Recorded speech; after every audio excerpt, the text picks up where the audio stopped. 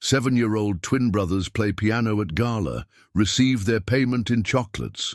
Just before we start, this community spans every continent. Drop your city's name if you feel comfortable sharing. The grand ballroom of the Riverside Manor sparkled under crystal chandeliers as wealthy guests mingled in their finest evening wear. But 7-year-old twins, Lucas and Kawan Martinez, sat at the magnificent Steinway piano, their small fingers dancing across the keys with impossible precision. They wore matching black suits that their grandmother Maria had sewn by hand, their dark hair slicked back like little gentlemen. "Listen to them play Chopin," whispered Mrs. Henderson, the hostess, to her friend. "I've never heard anything like it from children so young." Lucas played the melody while Kawan provided the harmony, their connection so perfect it seemed supernatural. They had been playing together since they were 4, ever since their father Diego discovered their gift during a particularly difficult time in their lives. 3 years ago, Diego had lost his job at the steel mill when the factory closed down. Their mother Carmen worked double shifts as a hospital cleaner, but money was always tight. The family of 5, including their baby sister Sophia, lived in a cramped 2-bedroom apartment on the south side of town. "Papa," Lucas had said that day, pointing at the old upright piano their neighbor Mrs. Peterson was throwing away. "Can we have it?" Diego had hesitated. Where would they put it? But something in his son's eyes made him carry that heavy piano up 3 flights of stairs. Now, 18 months later, the twins were earning pocket money playing at local events. Birthday parties, anniversary celebrations, and small community gatherings had become their specialty. As the final notes of their Chopin nocturne faded, the audience erupted in applause. Lucas and Cowan stood together, bowing in perfect synchronization. "Magnificent, absolutely magnificent." Mrs. Henderson approached them with the silver box. "Your payment, as promised." She opened the box to reveal rows of Swiss chocolates, each one worth more than their family spent on dinner.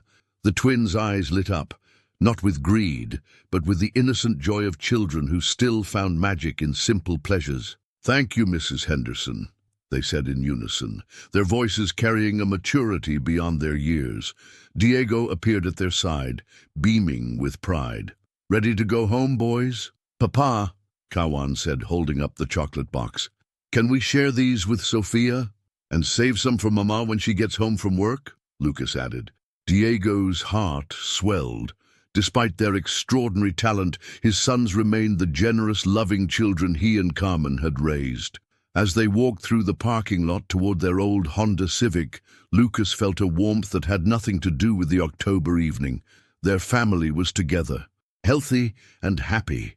The chocolate box felt precious in his small hands, not because of its monetary value, but because it represented something wonderful, their music bringing joy to others while helping their family. "Boys," Diego said as he started the car, "I'm proud of you, not just for how beautifully you played tonight, but for who you are as people." "Thanks, Papa," they replied together, already planning which chocolates they would give to their little sister. The next morning brought the familiar sounds of the Martinez household waking up. Sophia babbling in her crib, Carmen humming while making breakfast, and the twins already at their piano, practicing scales before school. "Good morning, my musical angels," Carmen said, kissing each boy's forehead as they transitioned from scales to a gentle Mozart piece. Diego emerged from the bedroom, adjusting his work boots. He had found employment at a local construction company. Not the steady factory job he'd lost, but honest work that paid the bills. "Mrs. Peterson wants to see you boys after school today," Carmen announced while buttering toast. "She has something special to discuss about your music." Mrs. Peterson was their elderly neighbor who had become their unofficial music teacher. She had studied piano at Juilliard 60 years ago and recognized the twins' extraordinary gift immediately. At breakfast, Sophia clapped her chubby hands whenever her brothers played, already showing signs of musical appreciation at 18 months old. "Mama," Lucas said between bites of cereal, "yesterday, a lady asked if we give private lessons." Carmen paused. "What kind of lessons?" "Piano lessons," Kawan explained. She has a daughter who's 8 and wants to learn. She said she'd pay us $20 an hour. Diego and Carmen exchanged glances. $20 an hour was more than Diego made at construction work. That's wonderful, boys. But you're only 7. Teaching is a big responsibility. Mrs. Peterson could help us, Lucas suggested. She knows everything about piano. After the twins left for school, Carmen called their neighbor to discuss this unexpected opportunity. "Oh my, yes," Mrs. Peterson said over the phone. "Sarah Mitchell's daughter, Emma. Lovely family. I think the boys could handle it with my supervision. It would be good for them to learn how to share their gift." That afternoon, Mrs. Peterson invited the twins into her apartment, which was filled with music books, sheet music, and photographs of her performing career. "Boys, I have a proposition for you," she said, settling into her favorite armchair. "I'm getting older, and my arthritis makes teaching difficult. But you two have something special, not just talent, but patience and kindness." She gestured to a stack of music books. "I'd like to teach you how to teach others. You could help children in our neighborhood learn piano, and I'd guide you through the process." Lucas and Kawan looked at each other with excitement. "Would we still have time to practice our own music?" Kawan asked. "Of course. Teaching others will actually make you better players. When you explain music to someone else, you understand it more deeply yourself. And the money we earn could help Mama and Papa," Lucas added thoughtfully. Mrs. Peterson smiled. "Exactly. Music is meant to be shared, boys. Your gift shouldn't be hidden away. It should spread joy and opportunity to others." That evening, the twins excitedly told their parents about Mrs. Peterson's proposal. Diego listened carefully, considering the implications. "It's a wonderful idea," he said finally.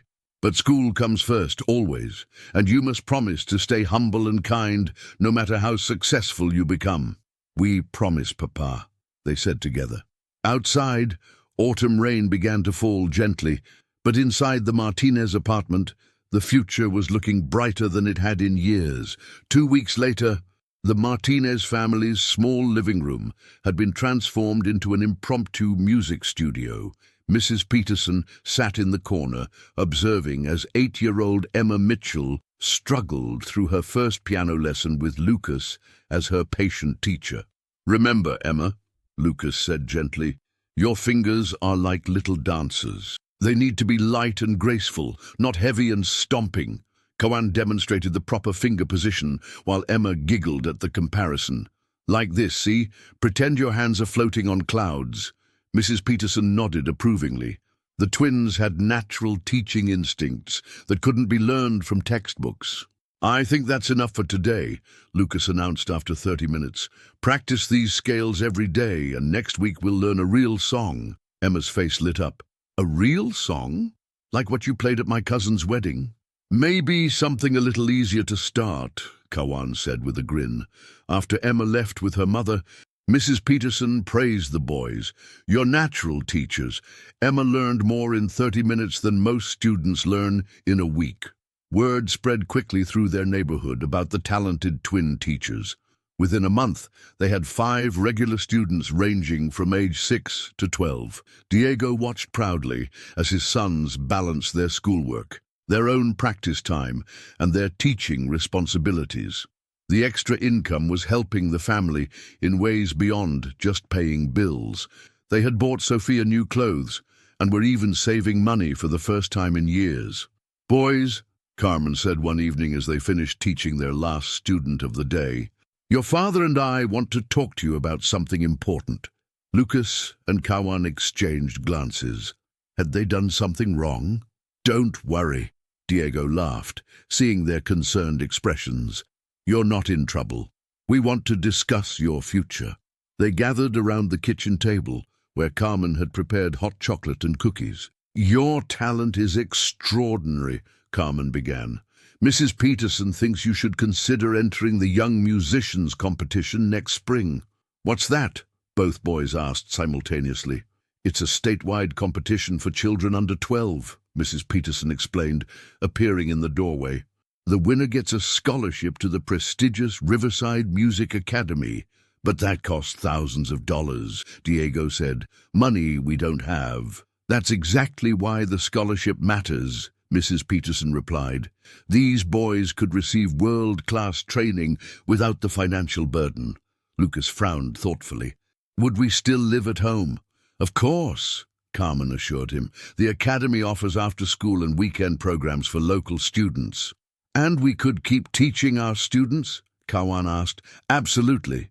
In fact, advanced training would make you even better teachers. Diego studied his sons' faces. This is entirely your choice, boys. No pressure from us. We're proud of you whether you compete or not. The twins looked at each other, having one of their silent conversations that only identical twins could share. We want to try, Lucas said finally. But only if we can still help our students and stay with our family, Kawan added. Mrs. Peterson clapped her hands together. Then we start preparing tomorrow. The competition is in 6 months, and I want you to be ready. As the evening wound down, Diego tucked his sons into bed, marveling at how their lives had changed since finding that old piano. Papa, Lucas whispered in the darkness. What if we're not good enough? You're already good enough, Diego replied. The question is, how good do you want to become? Outside their window, the city lights twinkled like stars, full of possibility and promise.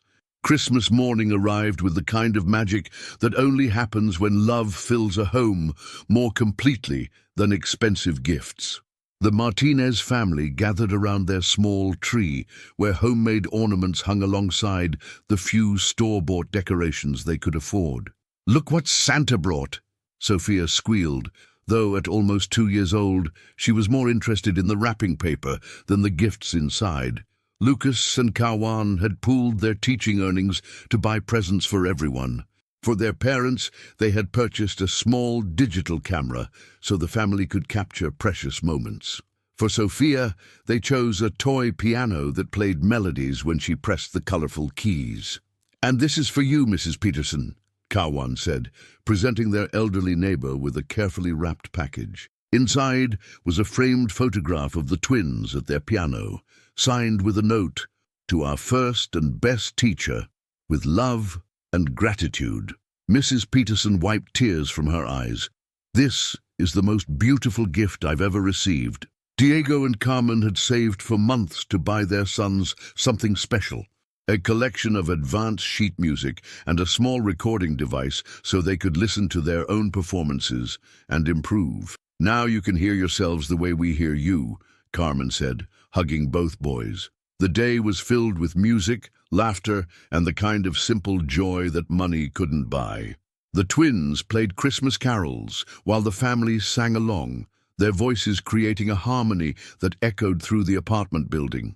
Mrs. Peterson shared stories of Christmas concerts she had performed in during her younger days, painting pictures of grand concert halls and audiences dressed in their finest. Will we ever play in places like that? Lucas asked, his eyes wide with wonder. Perhaps, Mrs. Peterson replied, but remember, the most important audience is always the people who love you. 3 days after Christmas, the twins received news that changed everything. Mrs. Henderson, the hostess from their first major performance, called with an unexpected request. Boys, she said over speakerphone, I have friends visiting from New York who are organizing a charity concert for children's hospitals. They heard about your performance at my gala and want to know if you'd be willing to participate. Diego's eyebrows rose. A charity concert? Not just any charity concert, Mrs. Henderson continued. It's being held at the Metropolitan Opera House. The organizers want young performers who embody the spirit of giving back to their communities. Carmen gasped. The Metropolitan Opera House in New York City. The performance would be in March, giving you plenty of time to prepare.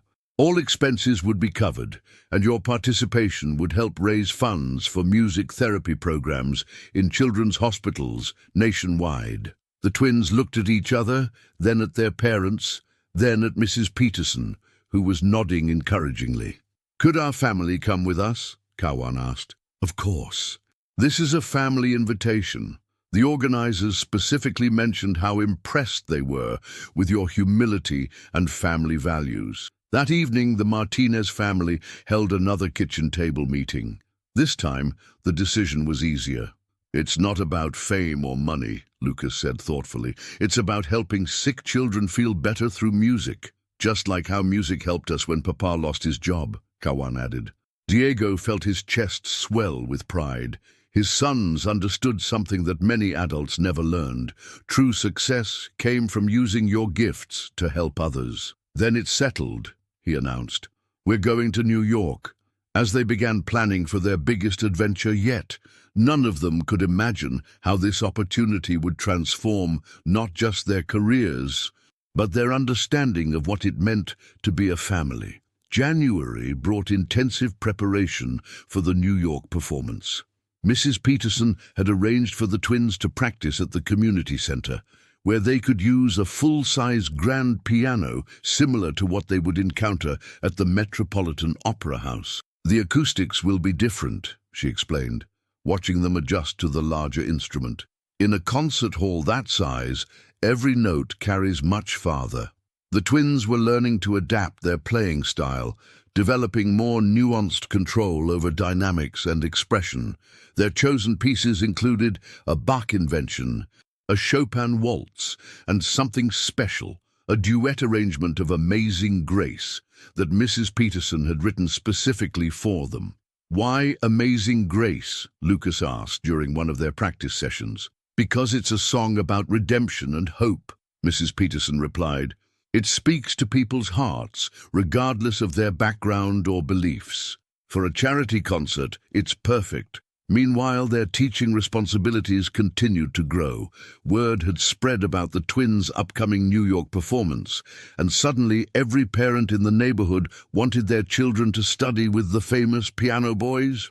"We can't take on more students," Carmen said firmly during a family meeting. "You're still children, and school must remain your priority." "But Mrs. Peterson had an idea," Kawan said excitedly. Their elderly teacher smiled. "I suggested we create a group class for beginners. That way more children can learn, but the boys won't be overwhelmed with individual lessons." The group classes became a neighborhood sensation. Every Saturday morning, 8 children gathered in the community center for piano adventures with Lucas and Kawan. The twins taught basic techniques while Mrs. Peterson provided guidance and structure.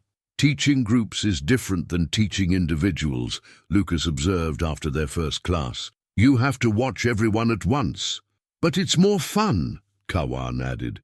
"When someone learns something new, everyone gets excited together." Diego often watched these classes from the back of the room, amazed at his son's patience and creativity. They made learning fun through games, stories, and gentle encouragement. On snowy February morning, unexpected news arrived that tested the family's priorities. Diego's construction company offered him a permanent position with benefits and better pay, but it required working overtime during the exact week of the New York trip. "Take the job, Papa," Lucas said immediately when Diego explained the situation. "We can perform in New York another time."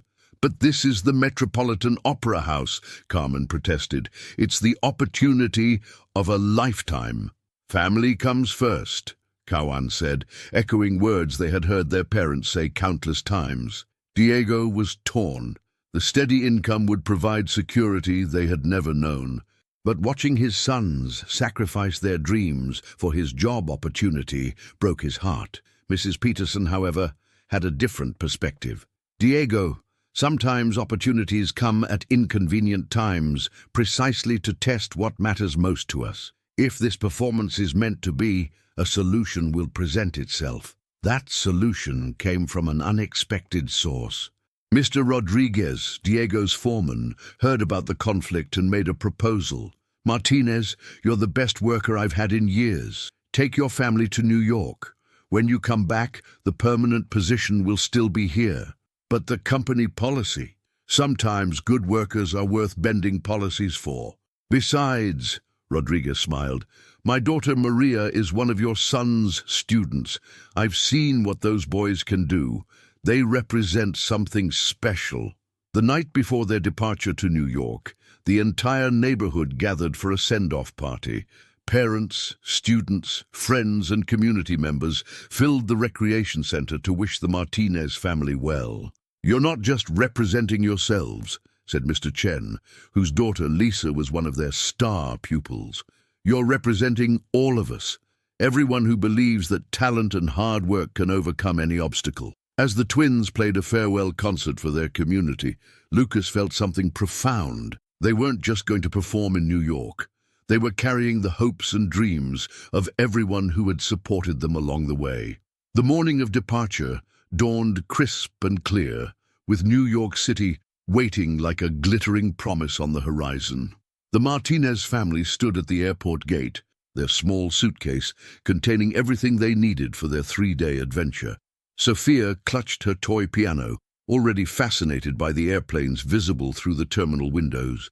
Carmen held her travel documents with hands that trembled slightly, not from fear, but from excitement. "First time flying?" asked a kind, elderly woman in line behind them. "For all of us," Diego admitted, adjusting his tie. He had borrowed the suit from Mrs. Peterson's late husband, and it fit surprisingly well. Lucas and Kawan sat quietly, reviewing their sheet music one final time.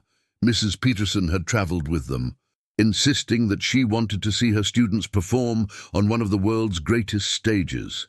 "Nervous?" she asked the twins. "A little," Lucas admitted, "but more excited than nervous." "Good," Mrs. Peterson smiled. "Nerves mean you care. Just remember, you've already succeeded by getting this far." The flight to New York was magical for the boys. Watching the country pass beneath them like a patchwork quilt, they saw America from a perspective that made their own lives feel both small and infinitely significant. Upon landing at JFK Airport, they were met by Rebecca Chen, the concert organizer, who had coordinated their participation. "You must be the Martinez family," she said warmly.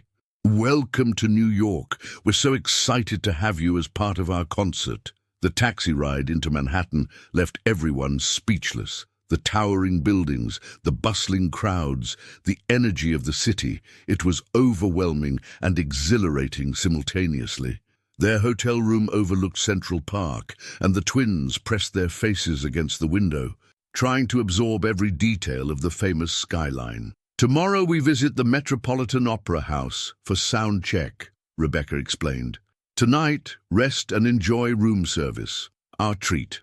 That evening, as Sophia slept peacefully in her crib and their parents watched the city lights from the window, Lucas and Kawan sat at the small desk in their hotel room, not practicing piano, but drawing pictures of their adventure to show their students back home. "Kawan," Lucas said quietly, "do you think we'll remember this forever?" "Every detail," Kawan replied. "But you know what I keep thinking about?" "What?"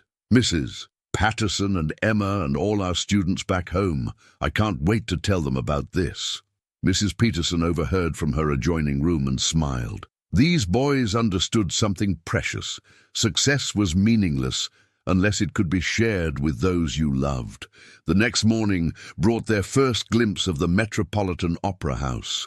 Standing before the magnificent building with its soaring arches and crystal chandeliers, the twins felt the weight of history and the lightness of dreams colliding.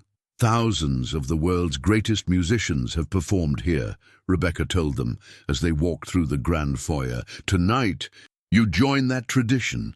But as they approached the backstage area for their rehearsal, Kawan suddenly stopped walking. "What's wrong?" Lucas asked, noticing his brother's pale complexion. "I just realized something," Kawan whispered.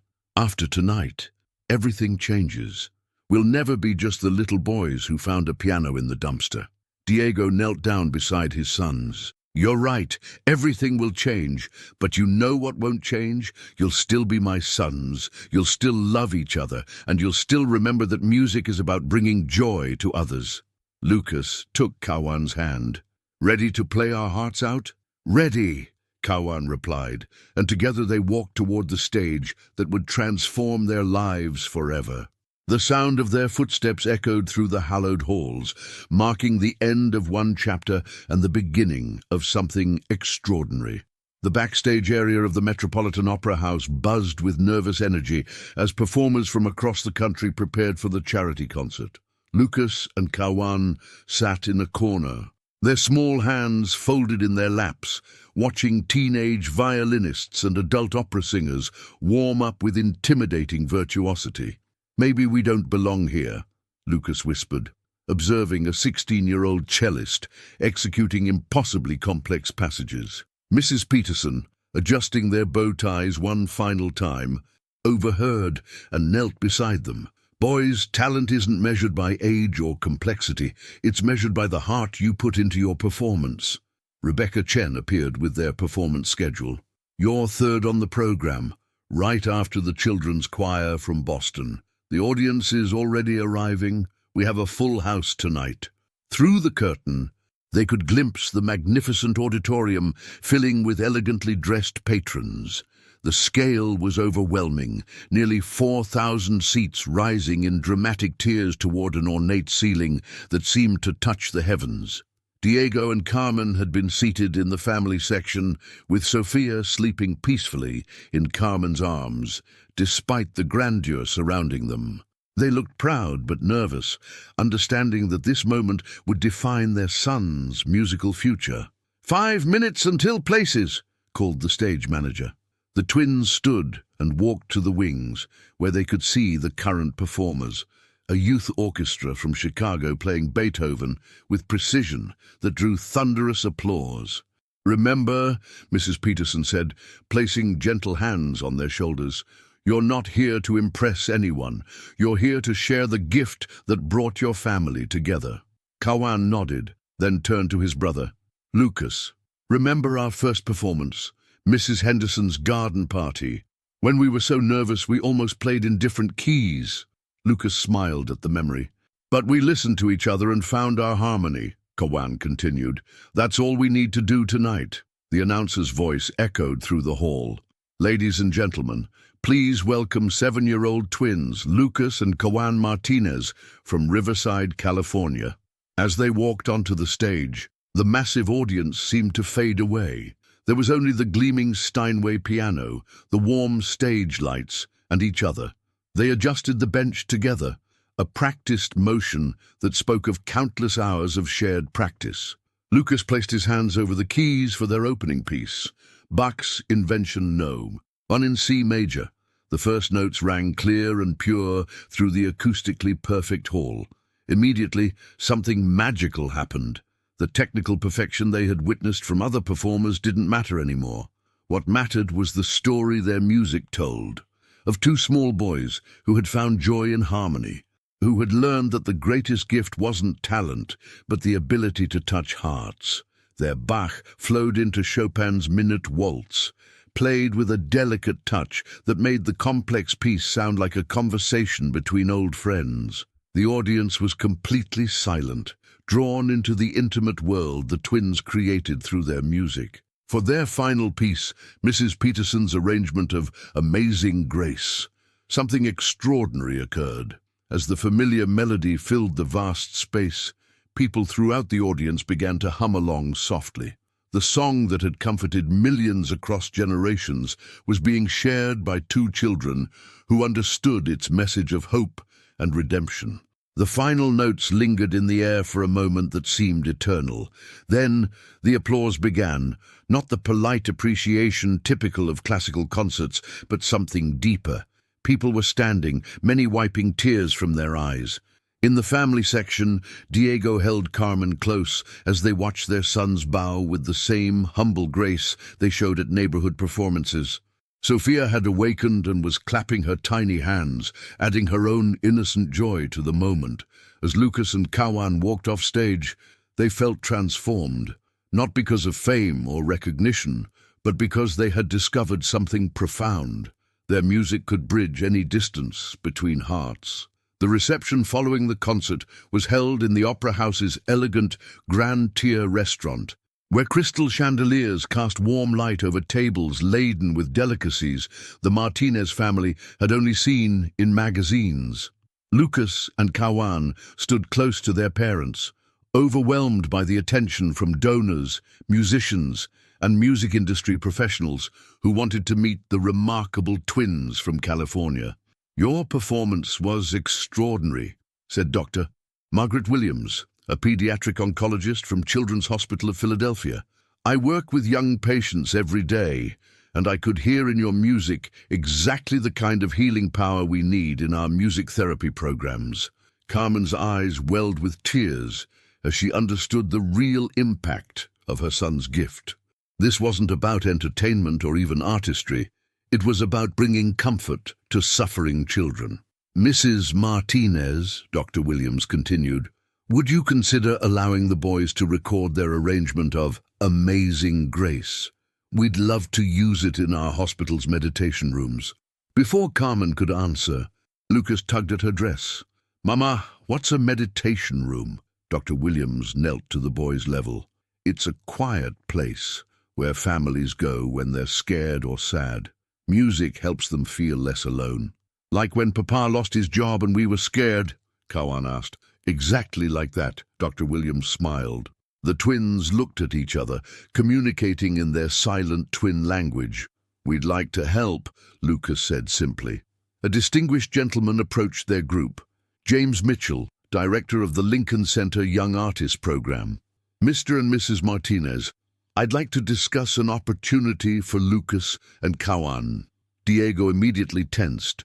After their recent experience with overly aggressive talent scouts, he had become protective of any opportunities.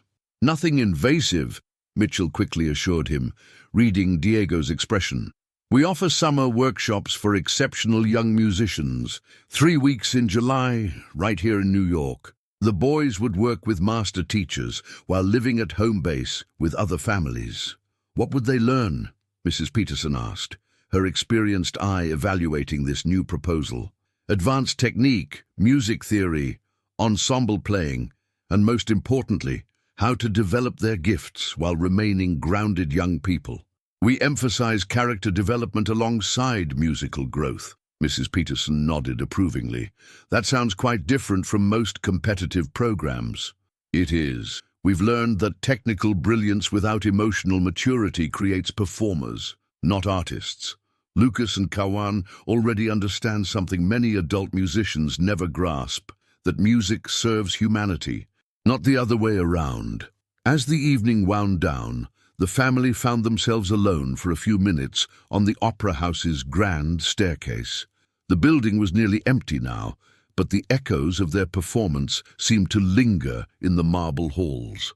"Boys," Diego said, sitting on the steps with his sons, "tonight you accomplished something remarkable, but I want you to understand this is just the beginning. The real work happens when you go home and continue growing as musicians and as people." "We know, Papa," Lucas replied. "Tonight was amazing, but I keep thinking about our students back home. Emma is probably practicing her scales right now, and Mrs. Patterson promised to record our group class performing while we're gone," Kawan added. Carmen smiled, realizing her sons had already learned the most important lesson. Success meant nothing if you forgot the people who helped you achieve it. As they prepared to leave the opera house, Rebecca Chen approached with a small, wrapped package. "A thank you gift from all of us," she said, "but more importantly, a reminder." Inside was a simple snow globe containing a miniature piano. When shaken, musical notes instead of snow swirled around the instrument. "So you'll always remember," Rebecca explained, "that magic happens when music and love come together." Walking through the streets of Manhattan that night, with the snow globe safely tucked in Kawan's jacket pocket, the Martinez family understood that their lives had indeed changed forever. But the change wasn't about fame or fortune. It was about discovering that their greatest dreams were smaller and more precious than they had ever imagined. Tomorrow, they would fly home to their cramped apartment, their old piano, and their beloved community. And that felt like the greatest gift of all. 2 months after their return from New York, spring had transformed Riverside into a canvas of blooming flowers and renewed hope. The Martinez family had settled back into their routine, but with a new sense of purpose that permeated everything they did. The twins' teaching schedule had expanded to include a Saturday morning program at the community center called Music for Everyone, where they taught basic piano skills to seniors, working parents, and anyone who wanted to learn regardless of age or ability. Music doesn't have an expiration date. Mrs. Peterson often reminded their diverse group of students, which now included 72-year-old Mr. Chen, single mother Lisa Rodriguez, and teenager Marcus Williams, who worked evenings to help support his family.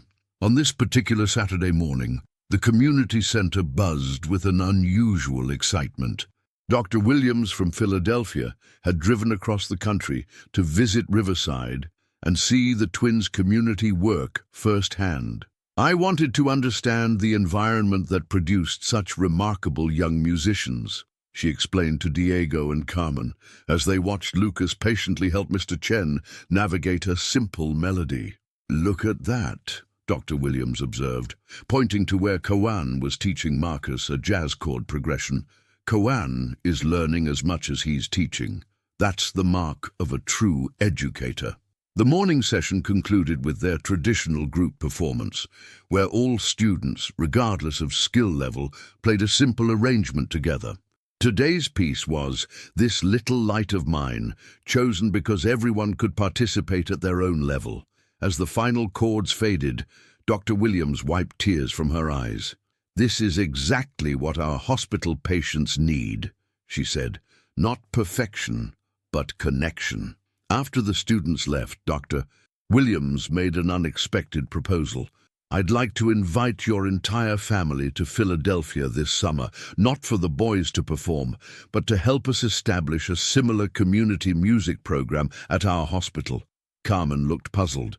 "But we're not medical professionals." "No, but you understand something many medical professionals don't, that healing happens in community, not isolation.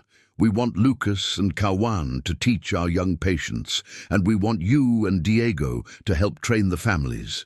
Mrs. Peterson leaned forward with interest. "What exactly are you proposing?" "A month-long residency where the Martinez family would live near the hospital and help us create a music therapy program run by and for families dealing with serious illness. The boys would teach piano to any children well enough to participate, while Diego and Carmen share their experience of maintaining family unity during difficult times." Diego was quiet for a long moment, considering the weight of such responsibility. "Dr. Williams, we're just ordinary people who love music and each other." "That's exactly why this would work," she replied. "Extraordinary people make patients feel inadequate. Ordinary people who do extraordinary things give patients hope." That evening, the family gathered around their kitchen table for another one of their decision-making sessions. Sophia, now walking confidently and chattering constantly, played with her toy piano while her brothers and parents discussed this new opportunity. "It's different from New York," Lucas observed. "In New York, we performed for people. In Philadelphia, we'd be helping people. Like when we teach our students here," Kawan added. "But with kids who are sick instead of kids who just want to learn piano." Carmen voiced her concerns. "What if we're not qualified to help families going through such serious situations?" Mrs. Peterson, who had been invited to join the discussion, offered her perspective. "Sometimes the most profound healing comes from simple human connection. You wouldn't be providing medical care, you'd be providing hope." Diego studied his sons' faces. "Boys, this would mean leaving home for a month during your summer vacation. No trips to the park, no lazy mornings, no regular routines. But we'd be together as a family," Lucas said. "And we'd be helping other families stay together too," Kawan added. Carmen reached across the table and took her husband's hand. "What does your heart tell you?" Diego looked around the table at his family, his gifted sons who remained humble and generous, his wife who had supported every dream, his baby daughter who brought joy to every moment, and Mrs. Peterson who had become the grandmother they all needed. "My heart tells me that we've been given these gifts for a reason," he said finally, "and that reason might be bigger than we ever imagined." As spring rain began pattering against their windows, The Martinez family made their decision, unaware that this choice would lead them toward the most challenging and rewarding experience of their lives. The Children's Hospital of Philadelphia rose like a beacon of hope against the summer sky as the Martinez family arrived for their month-long residency. The building was larger and more modern than anything in Riverside, but as they walked through the pediatric wing, Lucas and Kawan noticed something that made their hearts ache: the silence. "Where is all the music?" Kawan whispered to his brother as they passed room after room of children lying quietly in beds, connected to machines that beeped and hummed with mechanical precision. Dr. Williams met them in the family lounge, a cheerful space decorated with colorful murals that couldn't quite mask the underlying sadness of worried parents keeping vigil over sick children. "Welcome to our world," she said gently. "I know it seems overwhelming at first, but you'll discover that some of the strongest, most joyful people on earth are right here in these rooms." Their living quarters were in a nearby residence hotel used by families of long-term patients. Their small suite had a kitchenette, 2 bedrooms, and, most importantly, a digital piano that Dr. Williams had arranged to be delivered. "The children are excited to meet you," she explained as they settled in. "We've told them about 2 special boys who love music and want to share it with new friends." Diego and Carmen would be working with family support groups, sharing their experience of maintaining hope and unity during financial crisis. The parallel wasn't lost on them. While their challenges had been economic, these families faced something far more frightening. The next morning brought their introduction to the hospital's youngest patients. In the activity room, 12 children ranging in age from 5 to 15 sat in wheelchairs or on cushioned mats, many attached to portable IV poles or oxygen machines. "Hi," Lucas said simply, sitting at the piano bench. "I'm Lucas, and this is my brother Kawan. We love music, and we'd love to share it with you." A small girl named Emma, the same name as their first student back home, raised a thin hand. "Are you really 7 years old? You look so little." "We are 7, Kawan confirmed with a smile. "How old are you?" 6 3/4, Emma replied seriously. "I have leukemia, but I'm getting better. My mommy says music helps people heal faster." "Your mommy is very smart," Lucas said, beginning to play a gentle melody. Music helped our family when things were hard, too. As the simple tune filled the room, something magical happened. The mechanical sounds of medical equipment seemed to fade into the background, replaced by something purely human and healing. Over the following days, the twins discovered that teaching sick children required different skills than teaching healthy ones. Lessons had to be shorter, gentler, more flexible. Some days, Emma felt strong enough to play simple melodies. Other days, she could only listen and hum along. "It's okay," Lucas told her during a particularly difficult morning when chemotherapy had left her too weak to lift her hands to the keys. "Music isn't just about playing, it's about feeling." Diego and Carmen found their own calling working with parents in the family support groups. Their story of maintaining hope during Diego's unemployment resonated with families facing medical bills that dwarfed any financial crisis they had experienced. "We learned that when everything seems impossible," Carmen shared during one evening session, "the only thing you can control is how much love you give each other." Maria Santos, whose 8-year-old son had been fighting brain cancer for 2 years, wiped tears from her eyes. "Some days I feel like I'm failing him because I can't take away his pain." "You're not failing," Diego replied gently. "You're showing him that love is stronger than fear. That's the greatest gift any parent can give." By the end of their second week, the hospital's atmosphere had begun to change subtly. Laughter echoed more frequently through the halls. Family members lingered in the activity room even when their children were sleeping, drawn by the sense of community that the Martinez family's presence had fostered. But it was during their third week that Lucas and Kawan faced their greatest challenge yet, and discovered something about themselves that would change their understanding of music forever. 10-year-old Michael, who had been fighting a rare heart condition since birth, had been too shy to participate in any musical activities. He spent most days reading alone, avoiding interaction with other children or staff. "He's given up," his mother confided to Carmen. "The doctors say his condition is worsening, and he knows it. He won't even talk to us anymore." That evening, Lucas made a decision that surprised everyone, including himself. Lucas approached Michael's room alone, carrying only a small harmonica that Mrs. Peterson had given him years ago. Through the window, he could see the boy sitting by himself, staring out at the city lights, with eyes that seemed far too old for his 10-year-old face. "Hi," Lucas said softly, knocking on the open door. "I'm Lucas. Can I come in?" Michael shrugged without turning around, which Lucas took as permission to enter. "I brought something," Lucas said, sitting in the chair beside Michael's bed. "It's not a piano, but it makes music too." He played a simple melody on the harmonica.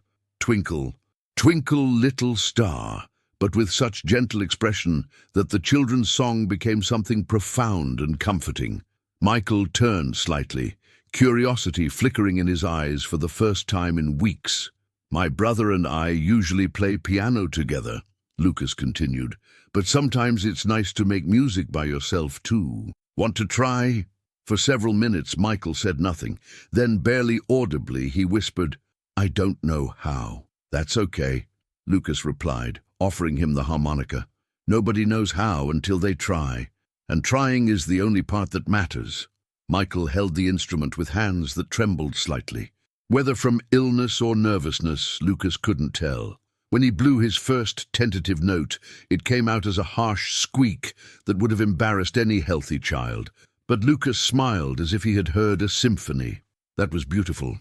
Try another one." Over the next hour, something extraordinary happened. Michael began to play simple notes, then short melodies, then eventually a recognizable tune. But more importantly, he began to talk.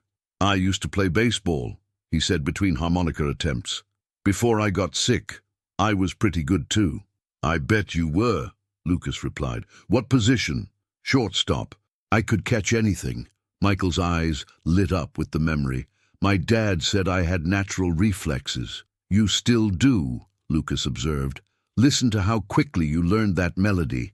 Music reflexes are just as important as baseball reflexes."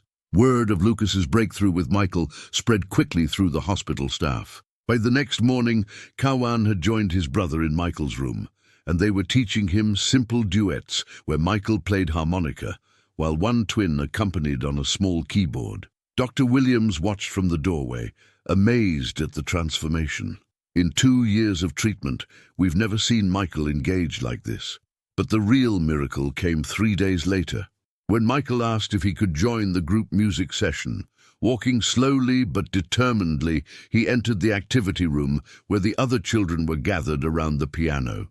"This is my friend Michael," Lucas announced to the group. "He plays harmonica, and he's going to perform with us today." What followed was a performance that had nothing to do with technical skill and everything to do with courage. Michael played Amazing Grace on his harmonica, while the twins accompanied him on piano, and every child in the room, along with the parents and staff who had gathered to watch, understood they were witnessing something sacred. The song spoke of finding grace in the darkest moments, of redemption and hope that transcended circumstance. As played by a dying child and 2 7-year-old boys who had learned that music's greatest power lay not in perfection, but in connection, it became a prayer, a celebration, and a promise, all at once. When the song ended, Michael's mother was crying, but for the first time in months, they were tears of joy rather than despair. "Thank you," she whispered to Lucas and Kawan. "You gave me my son back." That evening, as the Martinez family gathered in their small suite, Diego and Carmen marveled at how much their sons had grown in just 3 weeks. "You've learned something that many musicians never discover," Mrs. Peterson told them during their nightly video call home. "That the highest purpose of music isn't to display your talent, but to awaken the humanity in others." Lucas looked out the window toward the hospital where Michael and the other children were sleeping. "Mrs. Peterson, do you think we're doing something important here?" "You're doing the most important thing possible," she replied. You're proving that love is stronger than fear, that hope is stronger than despair, and that even the smallest acts of kindness can change the world. As their final week in Philadelphia began, none of them could anticipate that their greatest test and their most profound triumph still lay ahead. Their last week in Philadelphia began with unexpected news that shook the entire hospital community. Michael's condition had taken a sudden turn for the worse, and his doctors estimated he had only days remaining. "He's asking for you boys," Dr. Williams told Lucas and Kawan gently. "His parents want to know if you'd be willing to play for him one more time." The twins exchanged one of their silent conversations, then nodded solemnly. They understood the weight of what was being asked of them. Michael's room had been transformed into a small sanctuary. His parents, grandparents, and closest friends from the hospital had gathered to say goodbye. Soft lighting replaced the harsh fluorescence, and someone had brought flowers that filled the space with the scent of life and beauty. Michael lay propped up in bed, his breathing labored, but his eyes alert and peaceful. When he saw the twins enter with their small keyboard, he managed a weak smile. "I was hoping you'd come," he whispered. "I have a request." "Anything," Kawan said, setting up the keyboard beside the bed. "I want to perform with you one more time. For my family, I want them to hear how music made me feel alive again." Lucas felt tears threatening, but kept his voice steady. "What would you like to play?" "Amazing Grace," Michael said without hesitation. "But this time, I want everyone to sing along. I want to fill this room with so much music that it reaches heaven before I do."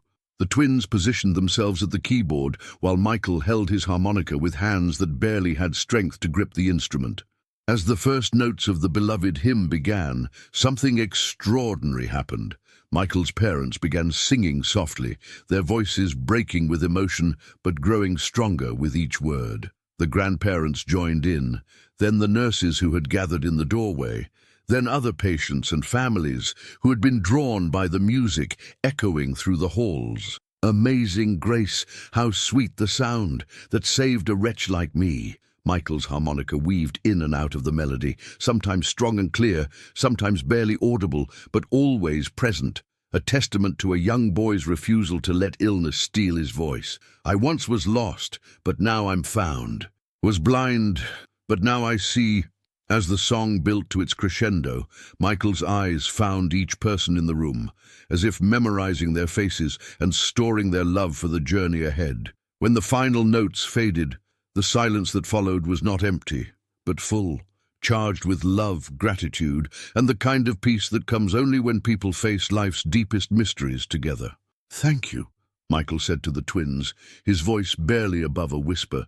"You taught me that I could still make beautiful things, even when I was broken." Michael passed away peacefully 2 days later, with his family beside him and the sound of music still echoing in the halls outside his room. The funeral was unlike anything Lucas and Kawan had ever experienced. Instead of sadness dominating the service, there was celebration. Michael's family had requested that the twins play "Amazing Grace" one final time, and as they did, the entire congregation sang with voices that seemed to lift the very rafters. After the service, Michael's mother approached the boys with a small wrapped package. "Michael wanted you to have this," she said, her voice steady despite her tears. Inside was Michael's harmonica, along with a note written in a child's careful handwriting. "For Lucas and Kawan, thank you for showing me that music is love made audible. Keep making beautiful things. Your friend forever, Michael." The flight home to California was quiet, each member of the Martinez family processing the profound experiences of their month in Philadelphia. They had left Riverside as a talented family seeking opportunities. They were returning as people who understood their true purpose. As their plane descended toward the familiar landscape of home, Lucas looked at his brother and spoke the words that would guide the rest of their lives.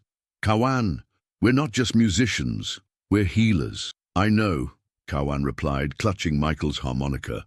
"And we're just getting started." 6 months later, the Martinez Community Music Therapy Center opened in a renovated space next to their old community center. Lucas and Kawan, now 8 years old but wise beyond their years, taught piano to children and adults dealing with illness, grief, financial hardship, and any other challenge that life could present. Their motto, painted on the wall in Michael's memory, read simply, "Music is love made audible." Mrs. Peterson, now officially the center's director, often watched the twins work and marveled at how two small boys who had started by earning chocolate at fancy parties had discovered something far more valuable: the power to heal hearts through the universal language of music. On quiet evenings, when the last students had gone home and the center was peaceful, Lucas and Kawan would play together on their old upright piano, the same instrument that had started their journey. And sometimes, if you listened carefully, you could hear the faint sound of a harmonica joining their melody, reminding them that love, once shared through music, echoes forever.